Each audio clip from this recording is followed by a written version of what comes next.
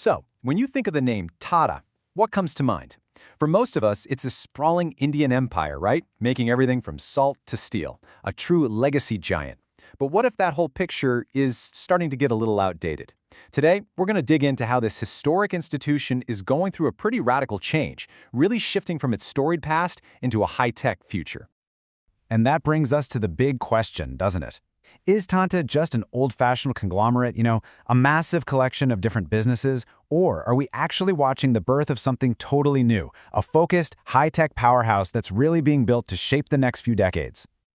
And hey, don't just take my word for it. The group's own chairman, N. Chandrasekaran, has gone on record saying that the label Conglomerate just feels incomplete.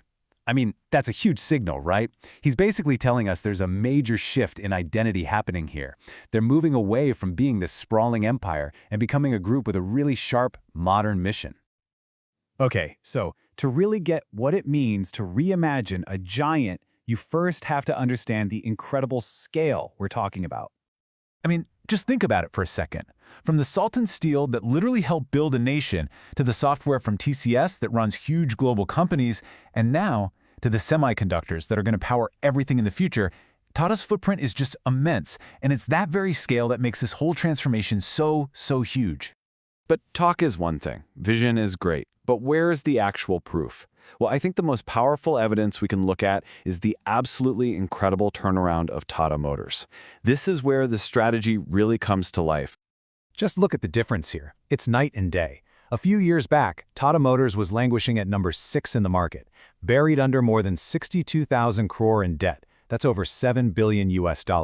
Fast forward to today, it's a top 3 player. It's net cash positive, which means it has more cash than debt, and it is the undisputed king of India's booming EV space.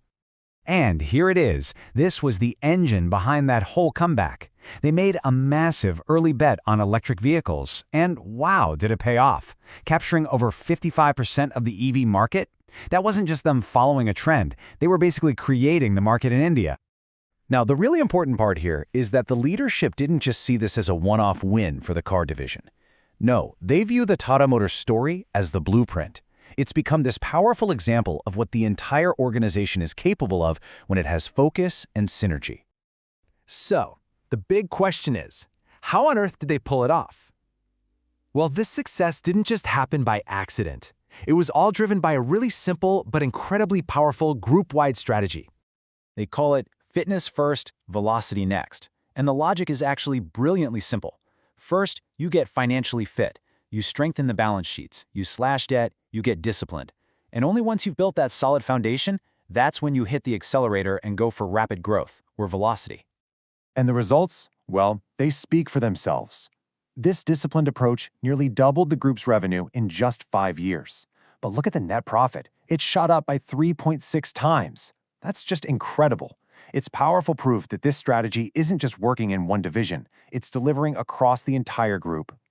So, with that fitness phase pretty much nailed down, the group is now smashing the accelerator on velocity. And this is where things get really exciting, because we get to see their massive bets on the technologies that are going to define all of our futures. Tata is pouring money and resources into 3 absolutely critical areas. First up, semiconductors. And they're not just making chips, they're building an entire hardware ecosystem from the ground up. Second, battery tech. They're building these massive gigafactories in both India and the UK to power the whole EV revolution. And third, AI.